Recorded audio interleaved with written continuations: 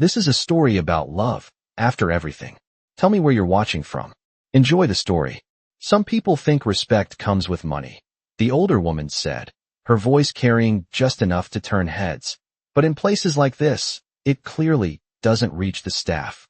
The soft clink of silverware against porcelain faded into silence as conversations around the dining room slowed, then stopped entirely, like a wave pulling back before something inevitable. Clara Whitmore stood still beside the table, her order pad resting lightly in her hand, her posture straight but unforced, as if the words had passed through her without leaving a mark. The chandelier above scattered warm light across polished wood and pressed linens, catching the sharp lines of the woman's diamond bracelet as she flicked her wrist dismissively, as if brushing away something invisible. Across from her, Ethan Caldwell sat in a tailored charcoal suit that fit him like certainty itself, his jaw tightening just slightly, a movement so small most would miss it, but Clara didn't. She noticed everything. I asked for sparkling water 10 minutes ago, the woman continued, her tone measured but edged. And instead, I'm given tap. Do you know the difference? Or is that too advanced for you? A quiet murmur rippled from a nearby table, someone shifting in their seat, someone else pretending not to listen. Clara lowered her gaze briefly to the glass in front of the woman, then back up again, her expression calm, unreadable, almost gentle. I'll correct that right away, ma'am, she said, her voice steady, smooth, without a trace of defensiveness. No apology that begged, no tone that shrank, just clarity. The woman let out a soft, incredulous laugh, leaning back in her chair as if the response itself was offensive. Of course you will. That's what you're here for, she said, then glanced at Ethan with a faint smile that didn't quite reach her eyes. Some people are simply better suited to serving than thinking. Ethan exhaled slowly through his nose, his fingers brushing the edge of his glass, the condensation cool against his skin, but he said nothing. He had spent his life in rooms where power spoke without being questioned, where silence often meant agreement, or at least convenience. But something about the way Clara stood there, still, composed, unshaken, made that silence feel heavier than usual. Clara reached for the glass. With a careful hand, the movement precise, practiced, almost elegant. For a brief second, her fingers paused at the rim, and then she lifted it, setting it back onto her tray without a sound. The room seemed to hold its breath. And while you're at it, the woman added, tilting her head slightly, perhaps you could try speaking properly next time. Your accent, it's distracting. A couple at the next table exchanged an awkward glance. Someone cleared their throat. Somewhere in the back, a plate clattered softly, then quickly went still. Clara didn't move right away. She stood there, the tray balanced in her hand, her shoulders relaxed, her breathing even. Then, slowly, she looked up again, meeting the woman's gaze, not challengingly, not submissively, just directly, like someone who had nothing to prove. Of course, she said quietly, and for a heartbeat, it sounded like that was all she would say. Then she continued, her voice shifting almost imperceptibly, the cadence refined, the vowels precise, the tone carrying a quiet, unmistakable authority. Though I've always found that clarity matters more than accent, wouldn't you agree? The change was subtle, but undeniable. The kind of English one heard in lecture halls, in courtrooms, in places where words were chosen carefully and delivered with intent. The kind of English that didn't ask for respect, it assumed it. The woman's smile faltered, just slightly, like a crack in polished glass. Around them, the silence deepened, no longer awkward, but attentive. Ethan's gaze lifted, really lifted this time, studying Clara as if seeing her for the first time, not as part of the background, not as a function of the room, but as something else, something unexpected. Clara held the moment just long enough for it to settle, then lowered her eyes again, the same calm expression returning as if nothing had changed at all. I'll bring your sparkling water immediately, she added, her tone once again simple, professional, untouched. She turned, her steps measured and unhurried as she moved away from the table, the soft click of her shoes against the floor echoing faintly in the quiet room. Behind her, no one spoke right away. Not the diners, not the staff, not even the woman who had just tried to reduce her to something smaller. And at the table, Ethan Caldwell sat back in his chair, his gaze lingering on the space Clara had just left, a slow, unfamiliar thought forming in the silence. For the first time that evening, he wasn't thinking about the deal he had come to discuss. He was thinking about the waitress who hadn't raised her voice, but had somehow shifted the entire room. The glass was replaced within 60 seconds, exactly as promised, but the air around table 12 did not return to normal. It lingered, stretched thin by something no one could quite name. Clara set the new sparkling water down with a steady hand, the bubbles catching the light as they rose in quiet defiance. And for a brief moment, her reflection flickered across the surface before disappearing again. "Your water, ma'am," she said, her tone even, neither warm nor cold, simply present. The older woman did not reach for the glass immediately. Instead, she studied Clara with a sharper focus now, as if reassessing something she had misjudged. "Interesting," she said finally, her voice lower, more measured, but no less edged. "You clean up your speech well when it matters." Clara held her gaze for a second longer than before, just long enough to acknowledge the remark without absorbing it. "I speak clearly all the time," she replied softly. "Sometimes people just start listening." A faint pause followed, subtle but undeniable. Ethan's fingers stilled against the table, the rhythm he had not realized he was tapping coming to an abrupt stop. He glanced at his mother, then back at Clara, his expression unreadable but no longer indifferent. Something had shifted. Not loudly, not dramatically, but enough. "We are ready to order," his mother said, reclaiming the moment with a slight lift of her chin, as if refusing to let the balance tilt any further. Clara nodded once, her pen poised, her attention returning fully to the task. Of course. The order was given in clipped, precise language, each request layered with small corrections, small demands, small tests. Dressing on the side. Steak medium rare, not medium. The soup, but only if it was fresh. Clara wrote it all down without interruption, without visible reaction, her handwriting neat and controlled, each letter formed with quiet discipline. When the woman finished, Clara glanced up briefly. "And for you, sir?" she asked. Ethan hesitated, not because he did not know what he wanted, but because, for the first time that evening, the question felt different. It felt like an actual question. "I will have the same," he said after a moment, his voice calmer than before, less sharp, as if something in him had softened without permission. Clara gave a small nod, then turned to leave, but not before the faintest flicker of something passed between them. Not recognition. Not yet. Just awareness.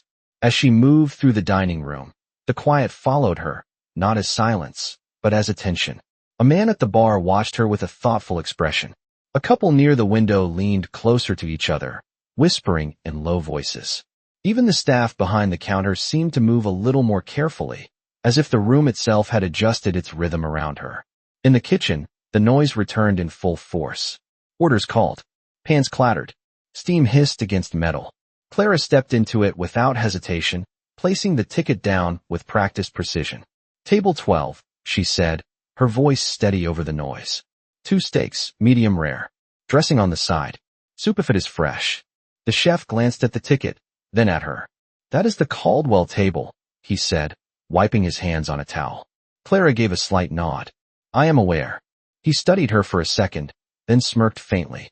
"And you are still standing." "So are they," she replied, reaching for the next order without missing a beat. The smirk faded into something closer to respect. "Fair enough." Minutes passed. The rhythm of service resumed, but not quite the same. Clara moved through it with the same quiet efficiency, but there was a new weight to the air, a subtle tension that had not been there before. When she returned to table 12 with the appetizers, the conversation had shifted. Ethan's mother was speaking about something else now, something polished and distant, but her tone lacked its earlier sharpness, as if she were recalibrating. Clara set the plates down one by one, each movement precise. "Your soup, ma'am," she said. "It was prepared fresh this evening." The woman glanced at the bowl, then back at Clara, her expression unreadable. "We shall see." Clara inclined her head slightly, then turned to leave, but Ethan spoke before she could take a step. "Miss Whitmore," he said. Clara paused. Slowly, she turned back. "Yes, sir?" His gaze held hers, steady, searching, as if trying to solve something he had not expected to encounter. "Where did you learn to speak like that?" The question hung in the air, not mocking, not dismissive, but genuinely curious. For a brief moment, the noise of the restaurant seemed to fade again, the edges of the room softening around them. Clara considered him, her expression calm, her eyes clear. Then, almost imperceptibly, she smiled. Not wide, not performative, just enough to suggest that the answer existed, but was not being offered freely. In places where people listen, she said quietly. And then she turned, leaving him with a response that said everything and nothing at all. The question did not leave Ethan's mind. Even after Clara disappeared into the rhythm of the dining room, her presence folding back into the quiet machinery of service as if nothing unusual had happened at all. He picked up his glass, but did not drink. Instead, he watched the faint trail of bubbles rise to the surface, each one breaking silently, like thoughts he had not yet formed into words. Across from him, his mother tasted the soup, her movements slower now, more deliberate, as though she were aware of being observed in a way she had not anticipated. "It is acceptable," she said after a moment, setting the spoon down with a soft, controlled motion. But her tone lacked its earlier certainty. Ethan leaned back slightly, his eyes drifting toward the open space where Clara had been standing just minutes ago. "You were unnecessarily harsh," he said quietly. It was not an accusation. Not quite. More like a statement placed carefully between them, waiting to see if it would be acknowledged or dismissed. His mother looked up, her expression sharpening, but only for a second. Then it smoothed again into something practiced. "I was accurate," she replied. "There is a difference." Ethan did not respond immediately. He had spent years learning when to push and when to remain still, and this did not feel like a moment for force. Instead, he let the silence settle, the kind of silence that made people reveal more than they intended. "She corrected you," he said finally. His mother's gaze flickered, just briefly, toward the space where Clara had gone. "She performed," she said, though the words sounded less confident than before. There is a difference between memorizing something and understanding it. Ethan almost smiled, but did not. "You think that was memorized?" he asked. His mother did not answer right away. She reached for her water instead, taking a measured sip, her posture still perfect, still controlled. But the pause was there, and Ethan noticed. He always noticed. The main course arrived a few minutes later, carried with the same quiet precision. Clara placed each plate carefully, aligning them with a subtle exactness that spoke of attention, not obligation. "Your steak, sir," she said, setting it in front of Ethan. "Cooked medium rare." The aroma rose immediately, warm and rich, but Ethan barely registered it. His attention remained on her, on the way she moved, on the absence of hesitation in her actions. "Thank you," he said, and this time, the words were not automatic. Clara inclined her head slightly, then turned to his mother. "And yours, ma'am." The older woman examined the plate, her eyes scanning it as if searching for something to criticize, something to restore the balance she preferred. But there was nothing obvious. The presentation was flawless, the temperature exact. Even the placement of the garnish seemed intentional. She set her napkin on her lap with a small, controlled motion. "We shall see if it meets expectations," she said. Clara did not react. Not outwardly. "Of course," she replied, her tone unchanged. Then she stepped back, giving them space, but not disappearing entirely. She remained just within reach, just within awareness. Ethan picked up his knife and fork, but before he cut into the steak, he looked up again. "Clara," he said. She paused, turning back once more. "Yes, sir." He studied her for a moment, as if measuring something he could not yet define. "You do not seem surprised," he said. The question lingered in the air, quiet but deliberate. Clara's expression remained composed, but there was a flicker of something behind it now, something almost like amusement, though it did not reach her lips. "Surprised by what?" she asked. Ethan gestured slightly, not broadly, just enough to indicate the table, the room, the tension that had settled there earlier. "By this," he said. Clara followed the gesture with her eyes, then returned her gaze to him. For a brief second, she seemed to consider how much to say. Then she answered, her voice soft, steady. "People are consistent," she said. "They just believe they are not." Ethan's grip on his knife tightened slightly, not in anger, but in recognition of something he did not fully understand yet. "And you?" he asked. "Are you consistent?" Clara held his gaze, and this time, the pause was hers. "I try to be," she said simply.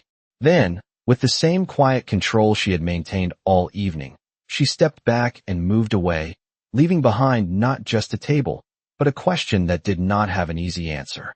Ethan watched her go, the edges of his world shifting just slightly out of alignment, enough to make him notice, not enough to let him ignore it.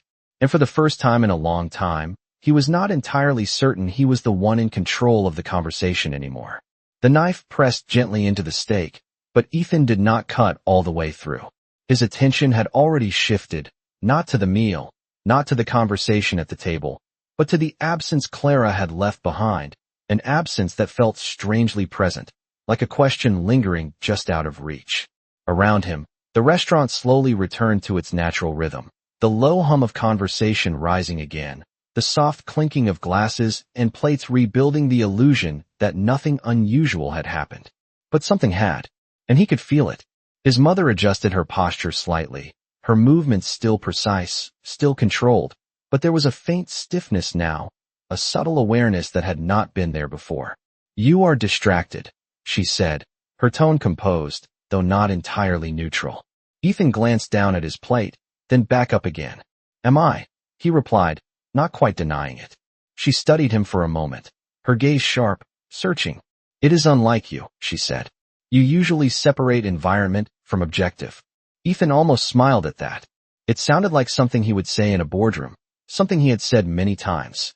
But this did not feel like a boardroom. "Maybe the environment is part of the objective," he said quietly. His mother's expression shifted, just slightly. Not confusion, not agreement, something in between.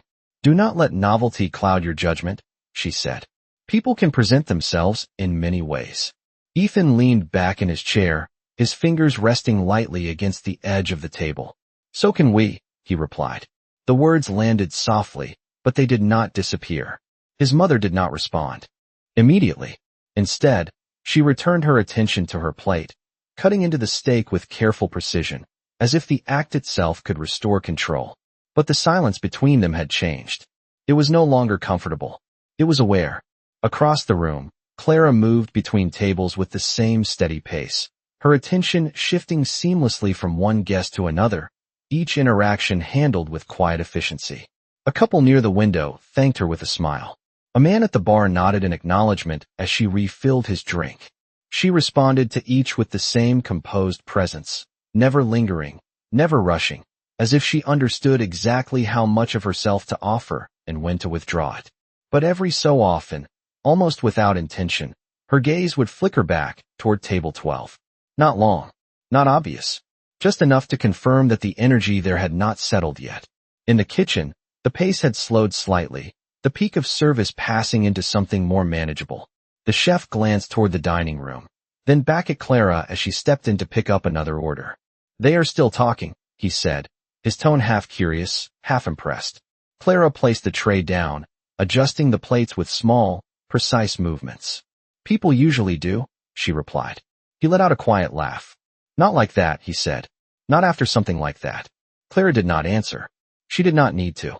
Instead, she lifted the tray and turned back toward the dining room, her expression unchanged, her steps steady. At table 12, Ethan set his fork down, the meal no longer holding his attention. He glanced toward the entrance of the kitchen, as if expecting something or someone. "You are doing it again," his mother said, her voice quieter now, less sharp, but more direct. Ethan looked back at her. "Doing what?" he asked. "Observing instead of acting," she said. "It is a habit you developed when you were young." Ethan considered that for a moment. It was true. He had built his success on observation, on understanding patterns before others saw them. But this felt different. This was not a market trend, not a negotiation. This was something else. "Maybe I am waiting for the right moment," he said. His mother tilted her head slightly. "And what exactly are you waiting for?" Ethan's gaze drifted once more toward the path Clara would take when she returned. "To see if she is consistent," he said quietly. The words echoed something Clara herself had said, but now they carried a different weight. His mother followed his gaze, her eyes narrowing just slightly, not in judgment, but in recognition. "And if she is?" she asked. Ethan did not answer right away, because for the first time, he did not already know the outcome he was working toward. And that, more than anything, was what unsettled him. Moments later, Clara emerged from the kitchen again, a fresh tray balanced effortlessly in her hand, her posture as composed as before, her expression unreadable. She moved through the room with quiet confidence, unaware, or perhaps entirely aware, that the balance of attention had shifted, that the same table that had tried to diminish her now watched her differently. Ethan's eyes followed her without hesitation, and this time, he did not look away. The tray in Clara's hands did not tremble, not even when she slowed near table 12, not even when she felt the weight of attention return to her before she had fully arrived. It was different now, not sharp, not dismissive, something quieter, something that listened. She set the last plate down at a nearby table, offered a brief nod to the guests, and turned with the same measured grace, her steps unhurried as she approached Ethan and his mother once more. "Is everything to your satisfaction?" she asked, her voice even, as if the earlier tension had dissolved into nothing more than background noise. Ethan's mother dabbed the corner of her lips with her napkin, her posture still precise, but her movements no longer carried the same edge. She glanced at Clara, then at her plate, as if searching for something that would restore her previous certainty. "The preparation is acceptable," she said, though the word lacked conviction. Clara inclined her head slightly. "I am glad to hear that," she replied, her tone unchanged, neither seeking approval nor reacting to its absence. Ethan watched the exchange closely, his attention no longer divided, his focus steady in a way that suggested he was no longer observing out of habit, but out of intent. "You anticipated her concerns," he said, his voice calm but deliberate. Clara turned to him, her expression composed. "I listened," she said simply. Ethan held her gaze for a moment longer than necessary, as if weighing the difference between those two things. "Most people do not," he said. Clara's lips curved, just slightly. "Most people wait to speak," she replied. The words landed softly, but they did not disappear. Ethan leaned back in his chair, a faint exhale leaving him as if something in him had just been confirmed. Across the table, his mother set her fork down with a quiet, controlled motion. "You are very confident for someone in your position," she said, her tone no longer openly critical, but not entirely neutral either. Clara met her gaze without hesitation. "I am comfortable in my position," she said. The distinction was subtle, but unmistakable. The older woman studied her, her eyes narrowing just slightly, not in disdain this time, but in consideration. "And what position is that?" she asked. For a brief moment, the room seemed to quiet again, not completely, but enough for the question to carry weight. Clara did not rush to answer. She allowed the pause to exist, not as hesitation, but as space. Then she spoke. "The one I chose," she said. There was no emphasis, no challenge, just a statement, placed carefully, like everything else she had said that evening. Ethan's gaze shifted between them, catching the subtle shift in his mother's expression, the way her certainty had softened into something less defined. It was not defeat, not quite, but it was no longer control. A faint sound of laughter rose from another table, light and distant, as if the rest of the world had continued moving, unaware that something quiet but significant had just changed in this small corner of the room. Clara stepped back slightly, giving them space again, her presence never imposing, never retreating too far. She existed exactly where she needed to. Ethan reached for his glass, finally taking a sip, the coolness grounding him, but his attention remained on her. "Clara," he said again. She paused, turning back with the same calm readiness. "Yes, sir." He hesitated, just for a fraction of a second, as if adjusting the way he wanted to ask what came next. "What would you be doing," he said slowly, "if you were not here?" It was a simple question, but not a casual one. Clara regarded him quietly, her eyes steady, her expression unreadable for a moment longer than usual. Then, something shifted. Not outwardly. Not enough for most to notice. But Ethan did. "Something similar," she said. He frowned slightly, not in confusion, but in curiosity. "Similar." Clara nodded once. Listening, observing, deciding when to speak. The answer was not what he expected, and that, more than anything, held his attention. His mother let out a soft breath, setting her napkin aside, her gaze moving between them with a new kind of awareness, one that no longer placed her above the interaction, but within it. "You speak as though this is temporary," she said. Clara did not look at her right away. Instead, She glanced briefly toward the window, where the city lights reflected faintly against the glass, then back again. Everything is, she said. The words were quiet, but they lingered.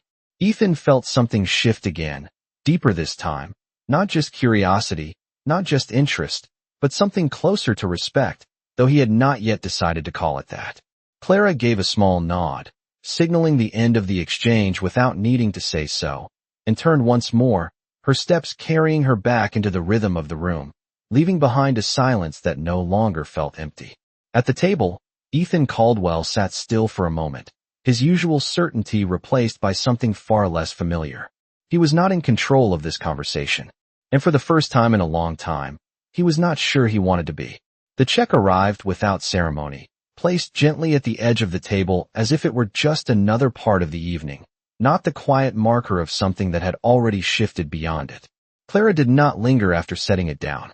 She simply nodded once, her movements as precise as ever, and stepped back into the flow of the room, leaving the decision to remain or leave entirely in their hands. Ethan glanced at the leather folder, then away again, his attention drifting toward the entrance of the kitchen where she had disappeared moments before. His mother noticed. She always noticed. "You are not finished," she said, her voice calm, but no longer sharp. It carried something else now. Curiosity, perhaps, or something closer to reconsideration. Ethan rested his hand lightly on the table, his fingers brushing the edge of the check without opening it. "Neither is this," he replied. She followed his gaze this time, not with dismissal, but with a quiet assessment that lacked its earlier certainty. "You are interested," she said. It was not a question. Ethan did not deny it. "I am aware," he said, choosing the word carefully. His mother tilted her head slightly, studying him in a way she had not done in years, as if recalibrating her understanding of someone she thought she already knew. "Be careful," she said. "Interest can be misleading." Ethan let out a soft breath, his expression thoughtful rather than defensive. "So can certainty," he replied. The words settled between them, not as conflict, but as contrast. For a moment, neither of them spoke. Then, slowly, Ethan reached for the check and opened it, his eyes scanning the total without really seeing it. He placed his card inside without hesitation, closing the folder with a quiet, decisive motion. "We are leaving?" his mother asked. Ethan stood, adjusting his jacket with a smooth, practiced movement, but there was something less rigid about him now, something less rehearsed. "You are," he said gently. She raised an eyebrow, surprised, but not offended. "And you are not."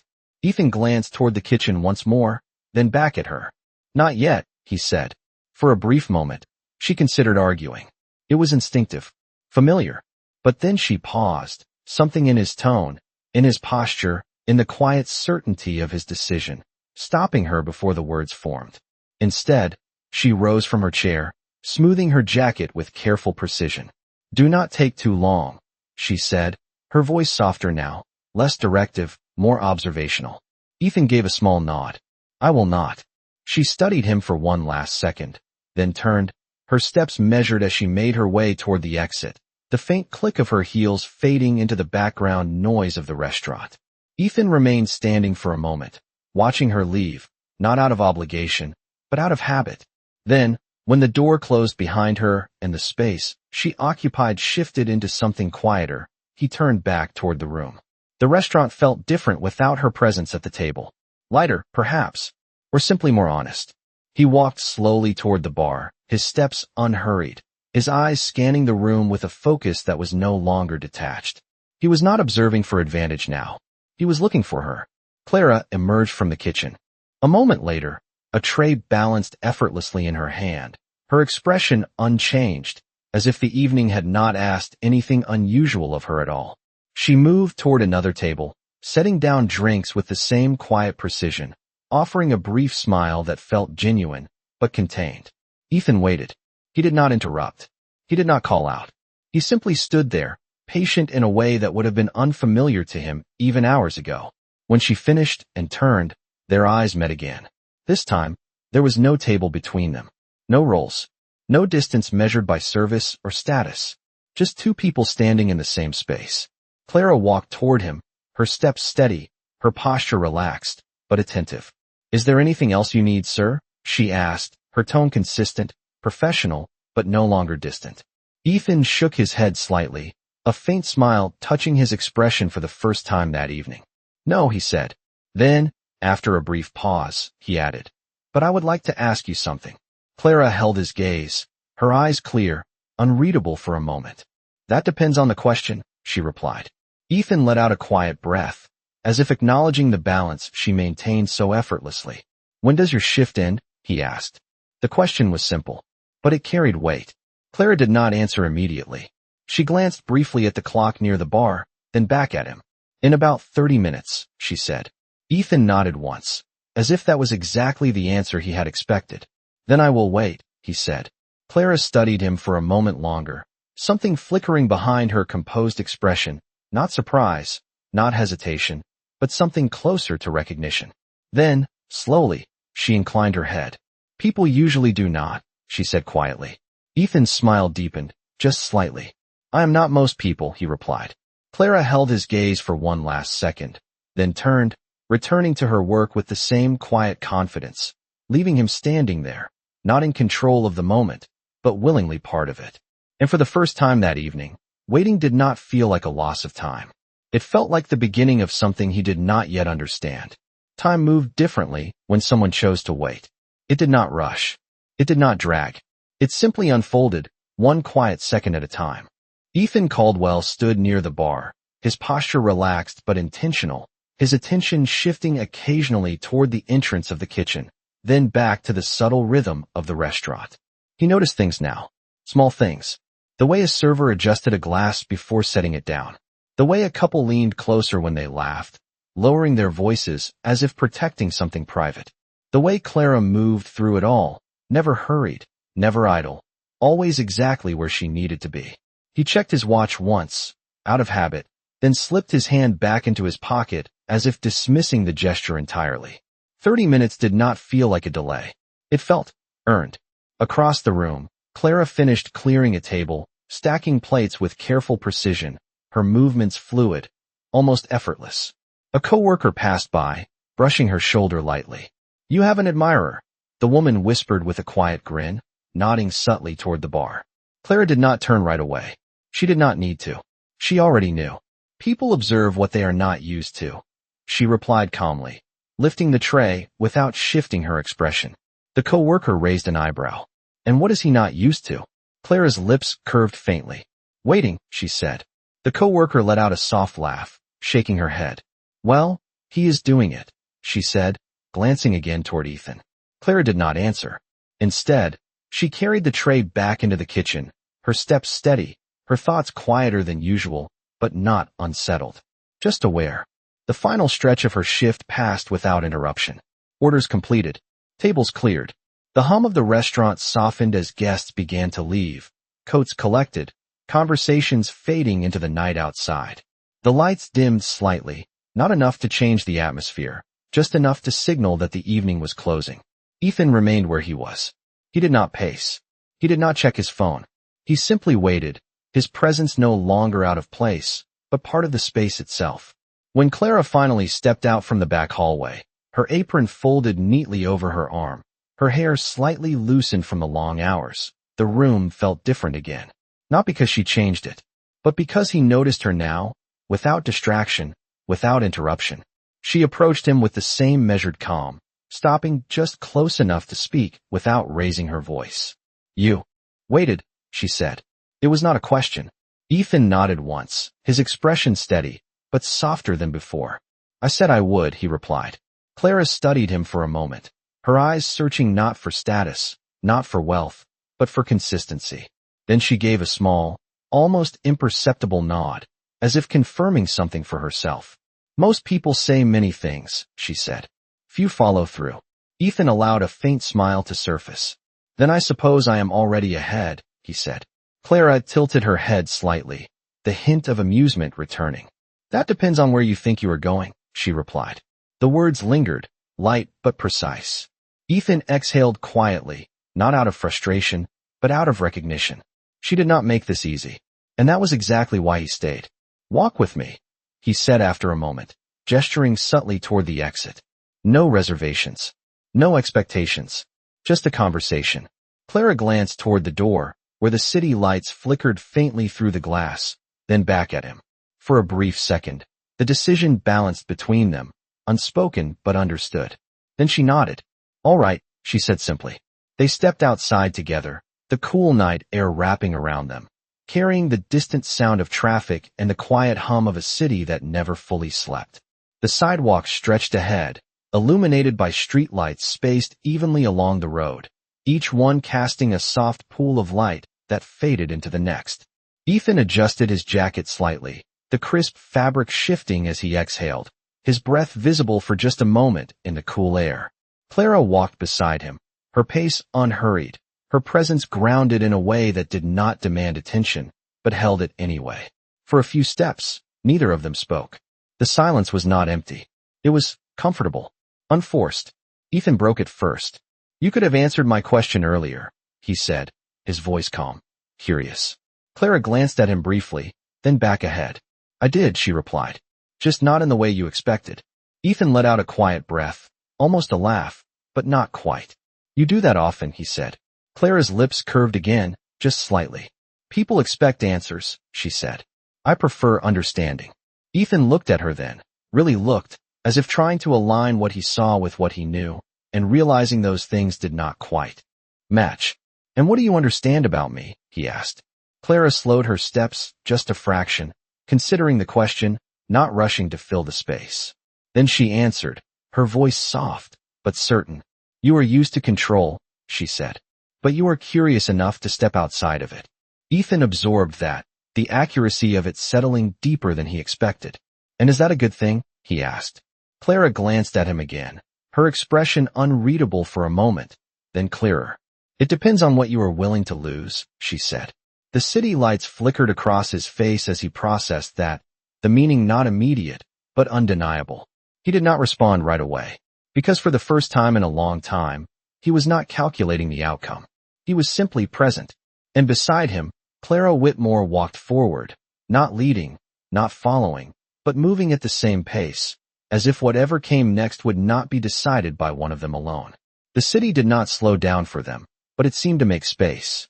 Cars passed in a steady rhythm, headlights stretching into soft lines of white and gold, while distant conversations blended into a low, constant hum that filled the night without overwhelming it. Clara and Ethan walked side by side, their steps naturally falling into sync, neither one adjusting, neither one leading. It simply happened. A few blocks passed before Ethan spoke again, his voice quieter now, less like a question and more like a continuation of something already in motion. You said everything is temporary, he began, glancing briefly at her. Do you believe that, or do you just say it because it sounds right? Clara kept her gaze forward, the faint glow of a streetlight catching in her eyes as they passed beneath it. I believe it, she said. Things change. People change.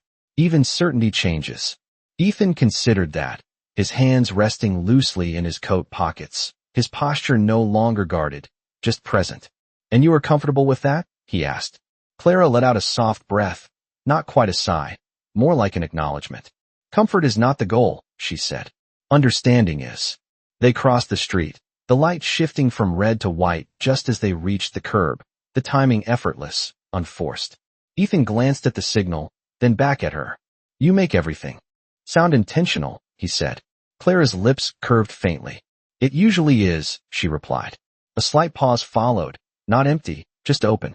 Then Ethan asked, so this is intentional too? Clara turned her head slightly, meeting his gaze for a brief moment before looking ahead again. You are the one who decided to wait, she said. I just decided not to walk away. The simplicity of it made him exhale a quiet laugh, the sound brief but genuine. That sounds like negotiation, he said. Clara shook her head slightly. No, she replied. Negotiation requires leverage. Ethan raised an eyebrow, amused. And you think I do not have any? Clara slowed her pace just enough to turn fully toward him, stopping beneath the next streetlight, where the glow softened the edges of everything around them. For a moment, she studied him, not dismissively, not impressed, just clearly. Not here, she said. The words were calm, certain, and for the first time that night, Ethan did not feel the need to challenge them. He simply nodded once, as if accepting the terms of a space where his usual rules did not apply. They resumed walking, the rhythm returning without effort. A small coffee shop sat on the corner ahead, its lights still on, the warm glow spilling onto the sidewalk, inviting without insisting. Clara glanced toward it, then back at Ethan. "Do you always ask this many questions?" she said. Ethan smiled slightly. "Only when I do not understand something," he replied. Clara tilted her head. "And you do not understand me?" Ethan's expression shifted, not confused, not frustrated, but honest. "Not yet," he said. Clara nodded once, as if that answer made sense. "Good," she said. Ethan let out a soft breath, a hint of amusement returning. "That is not the reaction most people have," he said. Clara's gaze drifted briefly toward the coffee shop again, then back to him. "Most people want to be understood immediately," she said. "It makes them feel secure." Ethan studied her, the meaning settling slowly. "And you do not." Clara's expression softened, just slightly, but not in a way that asked for anything. "I prefer to be known gradually," she said. The words lingered longer than expected, not because they were complicated, but because they were clear. Ethan looked at her for a moment. Really looked, the layers he was used to reading in people replaced by something quieter, something that required patience rather than strategy. "Then I suppose I will need more time," he said. Clara's lips curved again, the faintest hint of warmth appearing. "That depends," she replied. "On what?" Ethan asked. Clara gestured lightly toward the coffee shop, the movement subtle but intentional. "On whether you are willing to sit down without an agenda," she said. Ethan followed her gaze, then looked back at her, a small, genuine smile forming. "I can try," he said. Clara raised an eyebrow, the expression almost playful. "Trying is usually where people fail," she said. Ethan exhaled softly, shaking his head just a fraction. "Then I will do it," he corrected. Clara held his gaze for a second longer, as if measuring the difference between those two statements. Then she nodded. "All right," she said. They stepped inside together, the warmth of the space replacing the cool night air, the quiet hum of a late evening crowd wrapping around them. For the first time since they had left the restaurant, the world felt smaller, more contained, not because it had changed, but because their attention had. And as they moved toward a table by the window, neither of them said anything else. They did not need to. Because whatever this was, it was no longer about control, or status, or expectation. It was about something far simpler, and far more difficult. Staying. The warmth of the coffee shop settled around them like a quiet agreement, the kind that did not need to be spoken to be understood. A soft jazz melody played somewhere in the background, low enough to be ignored, steady enough to be felt. Clara chose a table by the window without asking, her decision simple, unannounced, as if she trusted that he would follow. And he did. Ethan pulled out the chair across from her, his movements slower now, less precise than they had been in the restaurant, as if he were adjusting to a space where precision did not hold the same value. A server approached, her voice gentle, her smile unforced. "What can I get for you?" Clara glanced at the menu for a moment, though it was clear she did not need to. "Black coffee," she said. "No sugar." The server nodded, turning to Ethan. He hesitated, not because he did not know what he wanted, but because for the first time, the choice felt irrelevant. "The same," he said. The server smiled and left, her footsteps soft against the wooden floor. For a moment, neither of them spoke. The silence was not empty. It was observational. Clara rested her hands lightly around the edge of the table, her posture relaxed, her gaze steady but not intrusive. Ethan leaned back slightly, studying her in a way that no longer felt analytical, but attentive. "You chose the table," he said after a moment. Clara followed his glance toward the window, where the reflection of passing headlights created brief patterns of light across the glass. "It is quieter," she said. Ethan nodded. "You noticed that too," he replied. Clara's lips curved faintly. "I notice most things," she said. Ethan let out a soft breath, almost a laugh. "I am starting to see that." The coffee arrived quickly, placed between them with a quiet efficiency that mirrored the restaurant, but without the weight of expectation. Clara wrapped her fingers around the cup, the warmth settling into her hands, grounding, familiar. Ethan did the same, though his grip was looser, less habitual, as if he were still deciding how to exist in this moment. He took a sip, the bitterness immediate, clean, uncomplicated. You did not ask what I do, he said. Clara lifted her gaze to him, her expression calm. I did not need to, she replied. Ethan raised an eyebrow, a hint of curiosity returning. And what do you think I do? Clara held his gaze, her eyes steady, unhurried. You solve problems, she said. Quickly, efficiently, usually before anyone else realizes they exist. Ethan leaned back slightly, the accuracy of it settling deeper than expected. That is one way to describe it, he said. Clara nodded once. It is also how you speak, she added. Direct, structured, controlled. Ethan glanced down at his cup, then back at her. And you? He asked. How would you describe yourself? Clara did not answer immediately.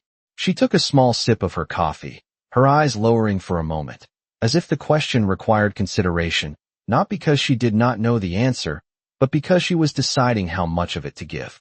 I listen, she said finally, and then I decide what matters. Ethan watched her closely, the simplicity of the statement carrying more weight than a longer explanation ever could. And what matters right now? He asked. Clara met his gaze again, her expression unchanged, but her eyes clearer somehow, more direct. This conversation, she said. The answer was immediate, uncomplicated, and entirely present. Ethan felt something shift again, something quieter than before, but more certain. He nodded once, as if acknowledging a truth he had not expected to encounter tonight. Then let me ask you something that matters, he said. Clara tilted her head slightly, inviting the question without saying so. Ethan hesitated, just for a fraction of a second, then continued. Why are you working there? The question was not judgmental, not dismissive, just curious. Clara did not react immediately. She let the question settle, not as something to defend against, but as something to consider. Then she answered, her voice steady, her tone unchanged. Because it serves a purpose, she said. Ethan frowned slightly, not in disagreement, but in curiosity. And that purpose is? Clara's lips curved faintly, not quite a smile, more like an acknowledgement of something he was not yet ready to hear fully. Temporary, she said, the same word as before. But now, it carried more meaning. Ethan leaned forward slightly, his attention narrowing, not out of control, but out of genuine interest. You are avoiding the answer, he said. Clara shook her head gently. No, she replied. I am giving you the part that matters. Ethan exhaled slowly, recognizing the pattern now, the way she answered questions not with what was expected, but with what was intentional. And the rest? He asked. Clara glanced out the window briefly, watching the reflection of the city move across the glass, then back at him. The rest is not for now, she said. There was no resistance in her tone, no defensiveness, just a boundary, placed quietly, firmly. Ethan sat back again, processing that, not pushing, not insisting. Because for the first time, he understood something he had not before. Not everything needed to be uncovered immediately. Some things required time. He took another sip of his coffee, the bitterness less sharp now, or perhaps he was simply more accustomed to it. Across from him, Clara remained still, present, her attention steady, her presence unchanged. And in that small space, between 2 cups of coffee and a conversation that refused to follow predictable patterns, something continued to unfold. Not loudly, not dramatically, but with a quiet certainty that neither of them could ignore. The word temporary did not leave the table. It lingered between them, quiet but persistent, like the faint echo of something that refused to fade. Ethan turned the cup slightly in his hands, watching the thin line of steam rise and disappear into the warm air, his thoughts no longer moving with the sharp precision he was used to, but slowing, adjusting, recalibrating. You choose your words carefully, he said after a moment, his voice low, not accusatory, just observant. Clara rested her hands around her cup, her fingers still, her posture unchanged. So do you, she replied. Ethan let out a soft breath, a hint of a smile appearing, not out of amusement, but recognition. Yes, he admitted, but usually for a different reason. Clara tilted her head slightly. Control? She asked.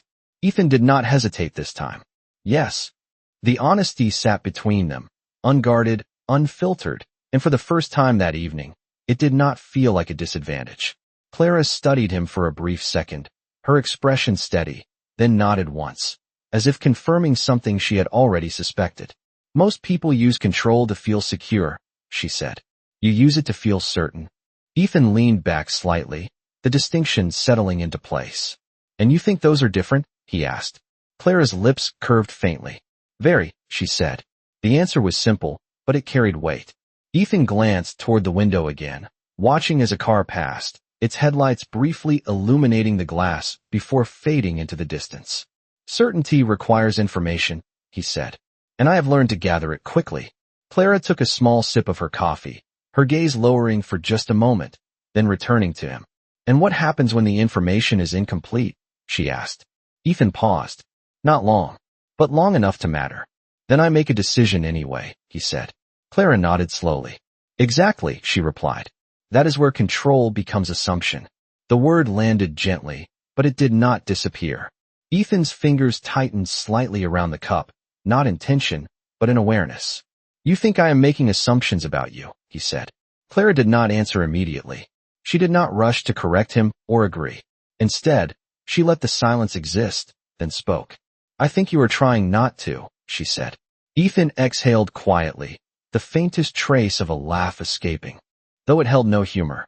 That is accurate, he admitted.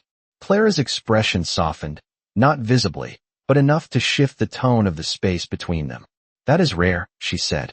Ethan looked at her, the weight of the words settling deeper than expected. Why, he asked. Clara glanced down at her cup, tracing the rim lightly with her fingertip, then back up again. Because most people decide first, she said, and understand later. Ethan nodded slowly, the pattern familiar, almost uncomfortably so. And you do the opposite, he said. Clara's lips curved slightly. I try, she replied. The conversation paused again, but this time it felt different. Not like a gap, more like a breath. Outside, the city continued moving, indifferent to whatever was unfolding inside the small coffee shop. But inside, the space between them felt more defined, more intentional. Ethan leaned forward slightly, resting his forearms on the table, his posture no longer guarded, but engaged. You said your job serves a purpose, he said. Clara met his gaze, her eyes steady. Yes. Ethan held her attention for a moment, then continued. And when that purpose is fulfilled? Clara did not look away. Then I move on, she said. The answer was immediate, clear, final.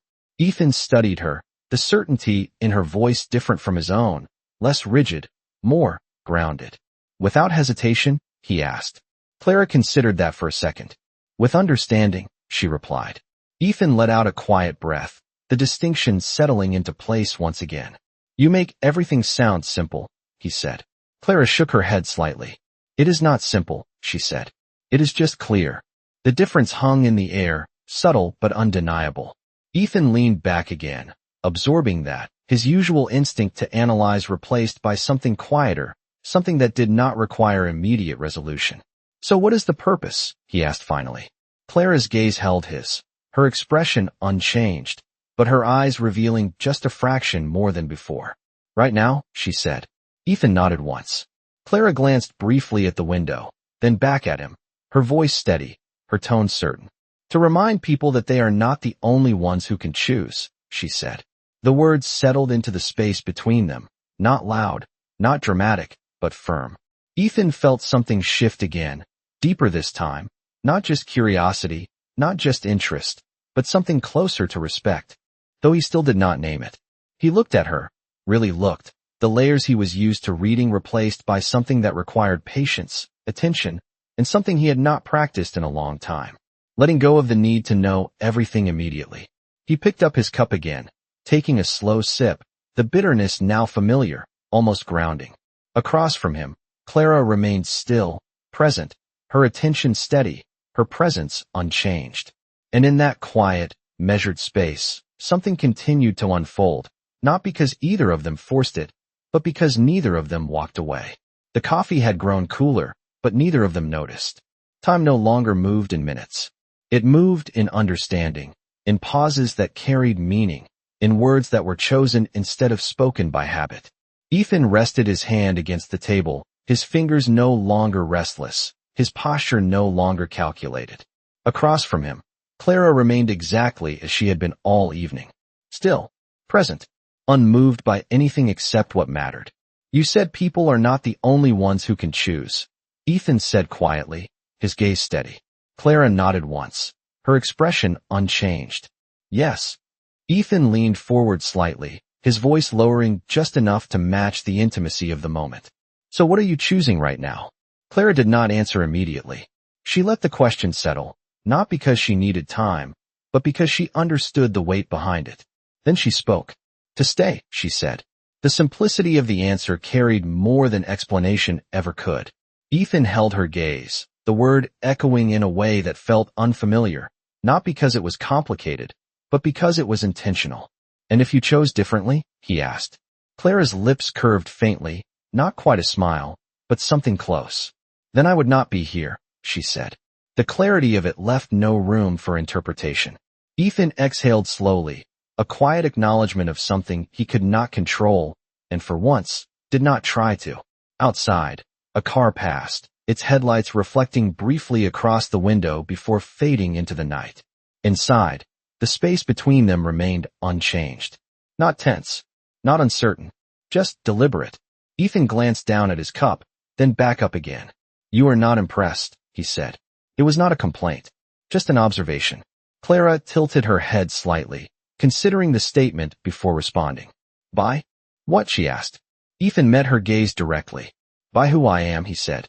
Clara studied him for a moment, her eyes steady, her expression neutral, but not distant. Then she answered. I am aware of who you are, she said. That is different. Ethan let out a quiet breath, the distinction landing exactly where it needed to. Most people do not make that distinction, he said. Clara nodded once. Most people are looking for something, she replied. Ethan raised an eyebrow slightly. And you are not. Clara's gaze did not waver. I am, she said. But not from you. The words settled between them, not as rejection, but as clarity. Ethan leaned back slightly, absorbing that, the absence of expectation creating something he had not anticipated. Freedom. Then why are you here? He asked. Clara's expression softened, just slightly, not enough to change her composure, but enough to shift the tone of her presence. Because I am curious, she said. Ethan blinked once, the answer catching him off guard in its simplicity. About me? He asked. Clara shook her head gently. About this, she said, gesturing lightly between them, the movement subtle, but intentional. Ethan followed the gesture, then looked back at her, the meaning settling deeper than expected. And what have you found? He asked. Clara took a small sip of her coffee, the motion unhurried, then set the cup down with care. That you are not as certain as you believe, she said. Ethan let out a soft laugh, the sound brief, but genuine. That is not something I hear often, he admitted. Clara's lips curved slightly. That is because most people benefit from your certainty, she said. The truth of it lingered. Ethan nodded slowly, the realization not new, but clearer now. And you do not? He asked. Clara met his gaze, her eyes steady, her voice calm. No, she said. The answer was immediate, uncomplicated, and entirely honest. Ethan looked at her for a moment longer, something shifting again, not just curiosity, not just respect, but something quieter, something that did not need to be named to be felt. Then what do you benefit from? He asked. Clara did not hesitate this time. Clarity, she said. The words settled into the space between them, grounding, steady, undeniable. Ethan leaned back slightly, his gaze softening, not out of weakness, but out of understanding. You already have. That, he said. Clara shook her head gently. Clarity is not something you keep, she replied. It is something you return to. The conversation paused again, but this time, it did not feel like a pause. It felt like arrival. Outside, the city continued moving, unchanged, unaware. Inside, something had shifted, not in volume, not in drama, but in direction. Ethan glanced at the clock on the wall, then back at Clara. It is late, he said. Clara followed his gaze briefly, then returned her attention to him. Yes. Ethan hesitated for a fraction of a second, then spoke. Walk a little further? He asked. The question was simple, but it carried something new. Not curiosity, not challenge, something closer to wanting. Clara studied him for a moment, her expression calm, her eyes searching, not for status, not for certainty, but for consistency. Then, slowly, she nodded. All right, she said. They stood at the same time, the movement uncoordinated, yet perfectly aligned. No rush, no hesitation, Just two people choosing the same direction at the same moment. And as they stepped back into the night, the space between them no longer felt like distance. It felt like something they were beginning to close. The night air felt different now, not colder, not warmer, just clearer, as if something unspoken between them had shifted into something understood. The city lights stretched ahead in quiet patterns, reflections moving across glass windows and polished car surfaces, each flicker brief but deliberate. Clara and Ethan walked side by side again, but the space between them had changed. It was no longer measured. It was shared. Their steps fell into rhythm without effort, the sound of their shoes against the pavement soft, almost synchronized. Ethan glanced at her once, then forward again, as if choosing his words with more care than he was used to. "You do not seem surprised by anything," he said. Clara kept her gaze ahead, the faint glow of a passing streetlight catching in her eyes. "I am," she replied. "I just do not react immediately." Ethan let out a quiet breath, a small nod following, as if the answer aligned with something he had been noticing all evening. "That must take practice," he said. Clara's lips curved slightly. "It takes attention," she corrected. They walked a few more steps in silence, the kind that did not ask to be filled. Ahead, a quiet park stretched between buildings, its pathways lit by evenly spaced lamps, the soft rustle of leaves barely audible above the distant hum of traffic. Clara slowed slightly as they approached it, not stopping, just adjusting her pace. Ethan noticed. He always noticed. "You prefer quieter spaces," he said. Clara glanced at him briefly, then toward the park. "I prefer places where people do not perform as much," she said. Ethan followed her gaze, his expression thoughtful. "And you think I perform?" he asked. Clara stepped onto the path, the gravel shifting softly beneath her shoes. "Less now," she said. Ethan almost smiled at that, the honesty landing without resistance. "I will take that as progress," he replied. Clara did not answer, but the faint shift in her expression suggested she had heard him. They moved deeper into the park, the sounds of the city fading just enough to create a different kind of quiet, one that felt intentional rather than accidental. A bench sat beneath a tall tree, its branches stretching outward, framing the light above.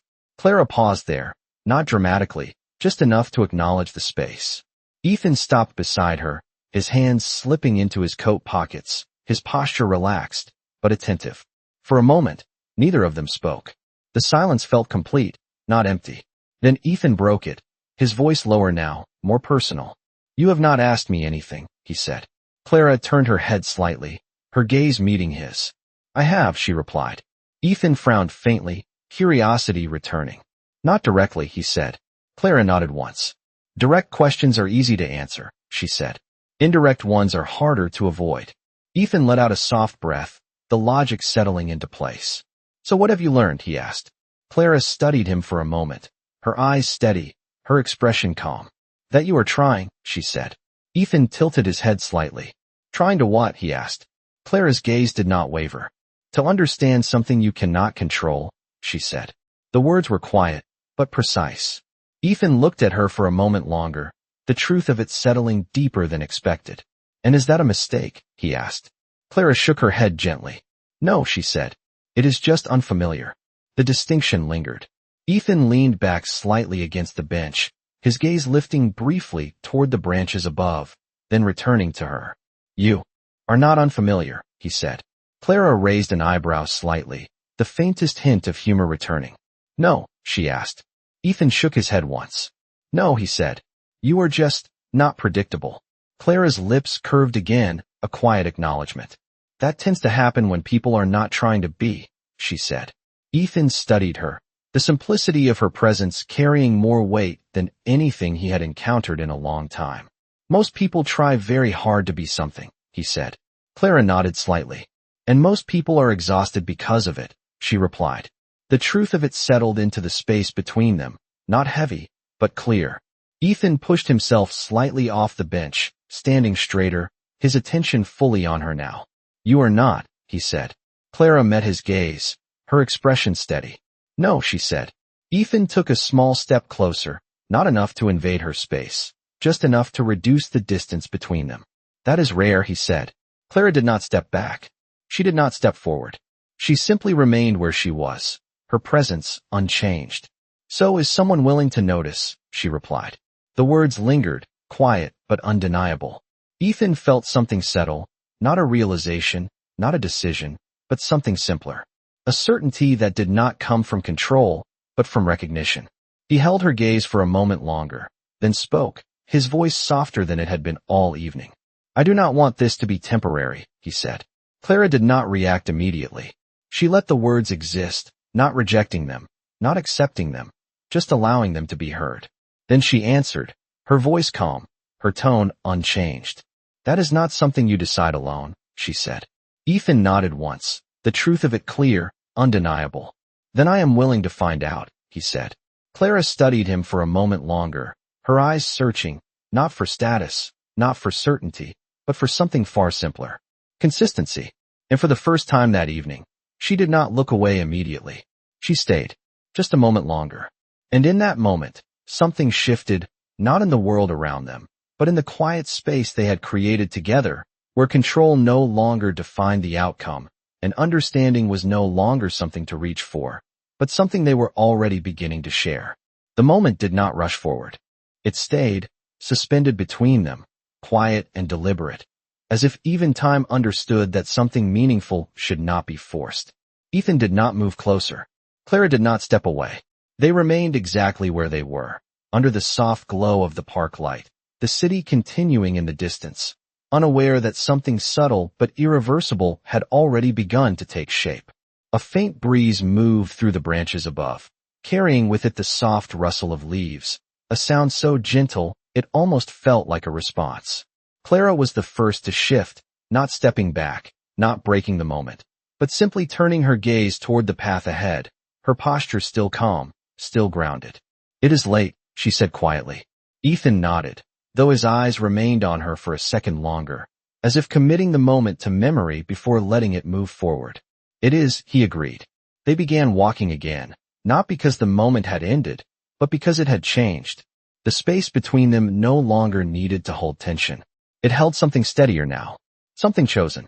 The path curved gently toward the street, the glow of passing cars returning gradually, the rhythm of the city welcoming them back without interruption.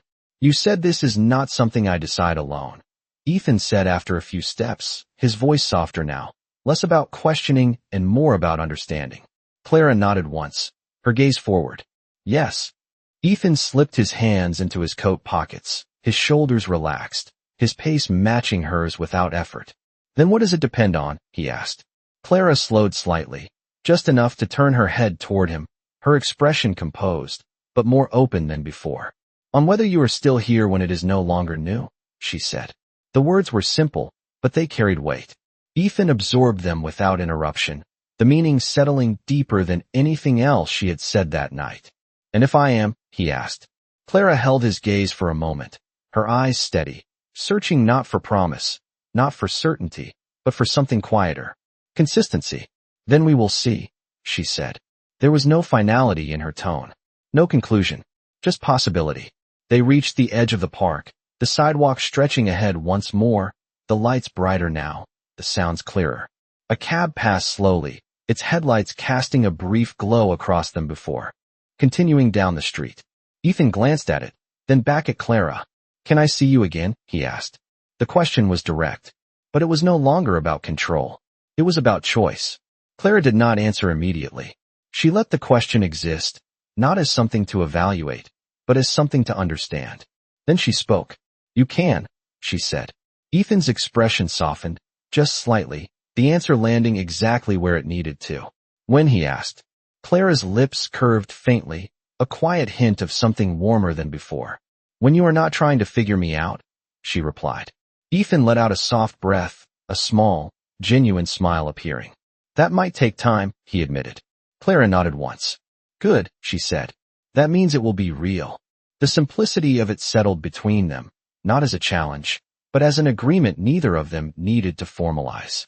They stopped near the corner where their paths would separate, the city stretching in different directions, each one familiar, each one now slightly changed.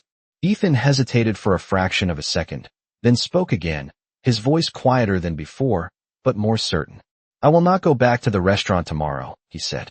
Clara raised an eyebrow slightly, a faint trace of humor returning. That would be predictable, she replied. Ethan smiled, the expression more relaxed than it had been all evening. Exactly, he said. Clara studied him for a moment, then nodded, as if confirming something once more. Then I will see you somewhere else, she said. Ethan held her gaze, the meaning clear, the distance between them no longer something that needed to be measured. I look forward to it, he said. Clara did not respond with words. She simply held his gaze for a second longer, then turned, her steps steady as she walked in the opposite direction, her presence fading gradually into the rhythm of the city, but not disappearing. Not entirely. Ethan remained where he was for a moment, watching until she was no longer visible, not because he needed to, but because he chose to. Then, slowly, he turned and walked his own path, his steps unhurried, his thoughts no longer structured by control, but guided by something quieter, something clearer. And somewhere between the space they had shared and the distance they now walked, something had already begun. Not loudly, not dramatically, but undeniably. She did not raise her voice. She raised the standard. And this time, he chose to meet it. If this story touched you, don't forget to like, share, and subscribe to Love After Everything channel for more powerful and touching stories that remind us what truly matters. Your support helps us keep creating meaningful cinematic stories like this, so you never miss a moment that could change the way you see the world.